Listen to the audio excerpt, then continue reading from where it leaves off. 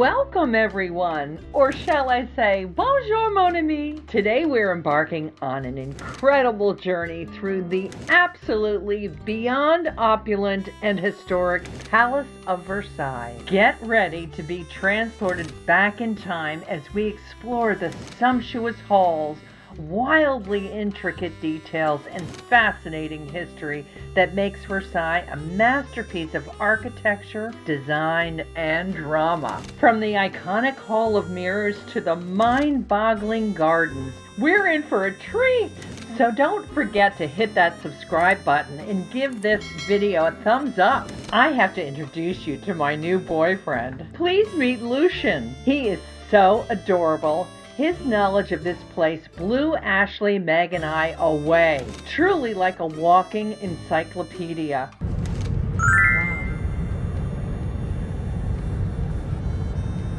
You walk for 10 hours straight, you don't see another human being. It's just valleys and mountains. That's why it's very We'll get to eventually, destroys everything and built a hunting lodge. Wow. But a hunting lodge like he has, I don't know, 30 all around Paris, there's nothing important about it. If you had told him back then, one day there'll be millions of people that go see it, he'd be very surprised. Yeah. So he builds this hunting lodge and he doesn't go there that often even at first, so that's in 1623. 10 years later, he decides to replace the hunting lodge with a small castle. A castle that was so small that was famously nicknamed a castle of cars by one of his historians.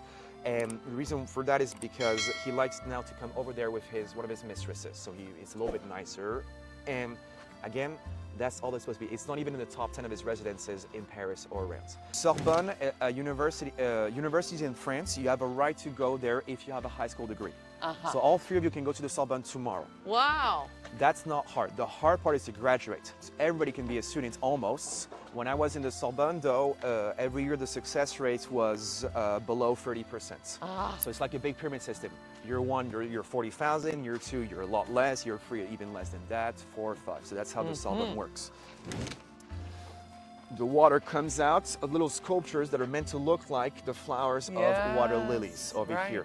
Which, and you have to remember that back then, today, you might see them where you live in France and all that. This is an unknown plant in Europe back then. It only exists in Asia. So for the people of the days of Louis XIV, there's almost a magical aspect of seeing them over here. Versailles was always under construction even when the kings lived there. So it's almost more historically accurate to have scaffoldings than to not have scaffoldings, because there's always something that was being built, renovated. Sure. I told you Louis XIV, he builds the Hall of Mirrors and moves here in 1682, but the chapel was finished in 1710, for instance, 30 years later, right? So it's never stops. Well, there's one look. Let's do a little US one. Okay. At least how the French saw the Americans back then. There you go. That's America. American Indian. Yeah, that's America. At least, yeah, that's America, at least 4. Again, that's the copy, the original one's in the Louvre, blah, blah, blah, but that's how the French see the Americans in the 1600s, and it's a good way to remind us that at the time is when we start to have the beginning of the huge, colonial empire I was about to say, in the United States, which people don't realize how big it was. It's the whole Mississippi River Valley, basically, the whole thing. Wow. All what you see here, always remember, it is 100% man-made. This is not a natural rock formation. Every single stone here is cut and assembled together to give you that exact look. Oh it my was designed word. before. It does not pre-exist to them. So this is one of the 4 fountains of Versailles, which are called the fountains of the seasons. You can play a little game and try and figure out which season this is supposed to be. Fall. Summer, fall? Summer. Yeah. Summer, harvest at the very end of summer. It's the goddess Ceres, or Demeter, the goddess of harvest you have over here. It looks really good. It was just repainted last summer, so it looks really great. So they were working on it last summer. Yeah. If you stand exactly where I'm standing right here, this is called the King's point of view. It's the only point of view from which you can see the 4 fountains of the season in all directions. See through that diagonal over there, of course, there's once this annoying guy gets this professional gardener who works for us in Versailles. When he gets out of the way, you're going to see one fountain over here, the one we just saw on your right, the one on the left, the one diagonal over here as well, and you're aligned with the fountain and the palace as well behind you. Wow. It's called the King's point of view because you're at the center of all the lines of the gardens of Versailles. And so all the statues of the 384 statues of Versailles, Louis XIV's favorite statue was the one he put right here. And that's a really cool statue to talk about. Wow. By a guy called Pierre Puget, who's a guy that one of my personal heroes. He's a French sculptor from the 1600s, of course, from the days of Louis XIV. He lived in Marseille in the south of France and never went to Versailles a day in his life.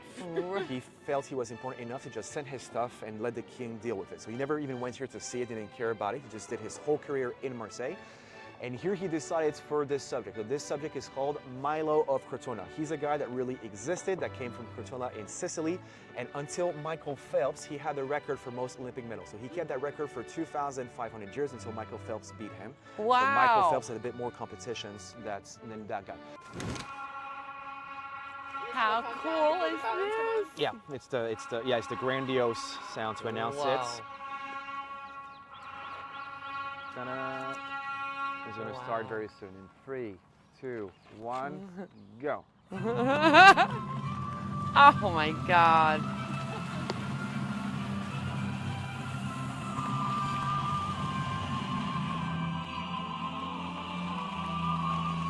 Wow.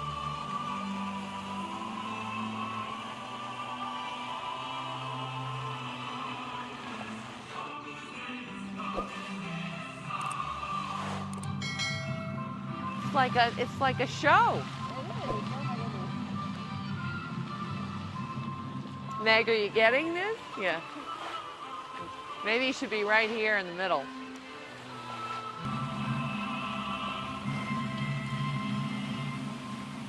Oh. And the real one.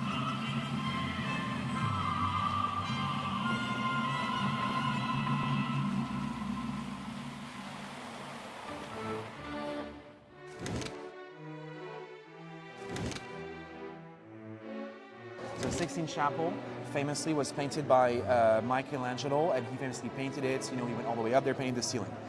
We don't know how to do that in France. This is called fresco. We're terrible at it. So anytime you see a ceiling or a wall with something on it, it's a normal painting, a canvas that's painted, on the ground in a studio, cut and then glued on it. And if you look, you're going to see all the seams put it together. Okay, it's called the apotheosis of Hercules. You have him over there, Hercules, on his big golden chariot. See right there.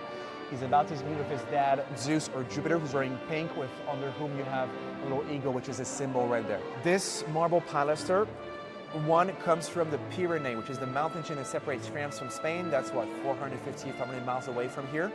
It's in a quarry that you have to go 6,000 feet up the mountain to find. Oh, and wow. it's a single block hand carved from here all the way to there. That's the case for every single one of them in this room. And so here you can see it, the Royal Chapel of Versailles. What's the most important thing to capture here? First, the organ all the way over there, which is a Clicquot, an original organ from the early 1700s. Second, the fact that, as you can see from here, we're on a higher level, and there's a lower level down there. So this level is only for the king and the queen and their kids.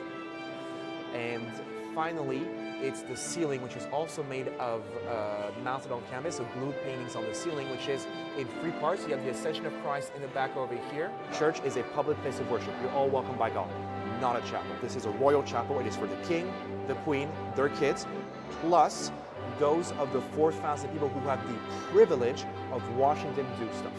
So it's a list of the top 100 people who are allowed every morning, and highly encouraged to, watch the king pray. Every single morning at 10:30, he is on his knees in this room praying.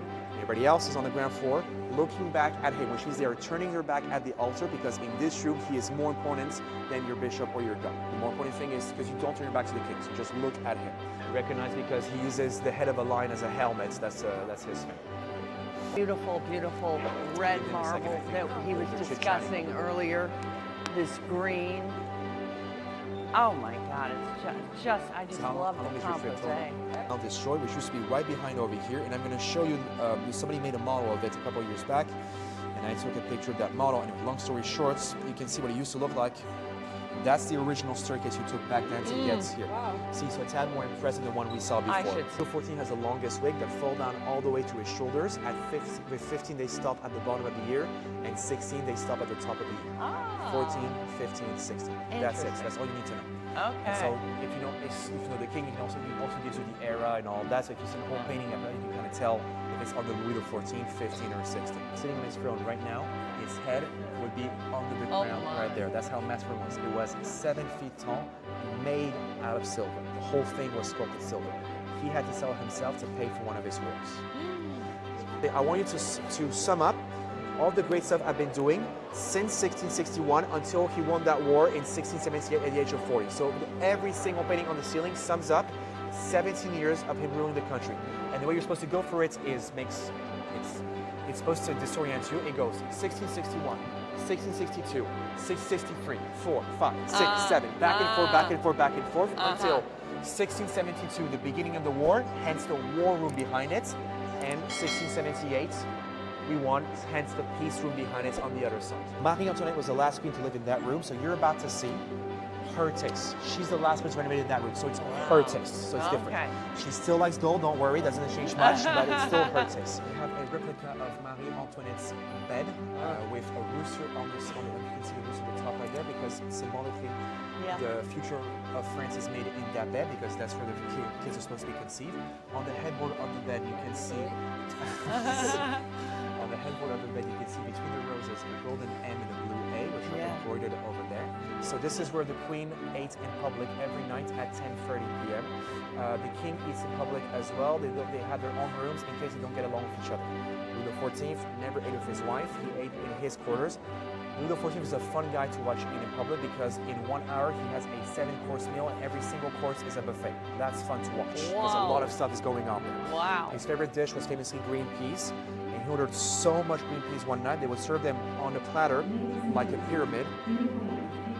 And the top of the green peas touched the door frame. Wow. And idea how massive that pyramid of peas was. Behind it is where you have the king's bedroom. It's on that balcony they had to wave to the crowd with Marie Antoinette. While we're at it, I almost forgot, she never said let them eat cake. That's a totally made up story.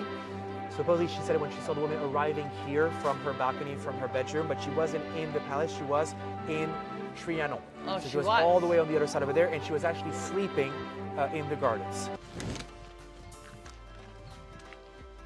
Over here, and that house over there was meant as a réchauffoir, a place where they'd heat up food in case they were hungry. The kitchen's always far off, the food is made way in advance, and then you heat it up on much smaller stove, which are much more secure and hardened.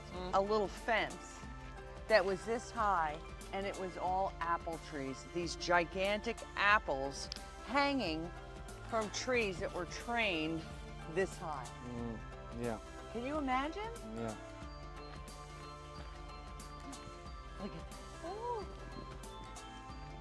Oh yeah, sorry, yeah, so they still have vegetables here as well. Yeah. And so now, of course, they're being very goody-goody. They give it all to local food banks, and of course, it's Versailles, they can't get away with it.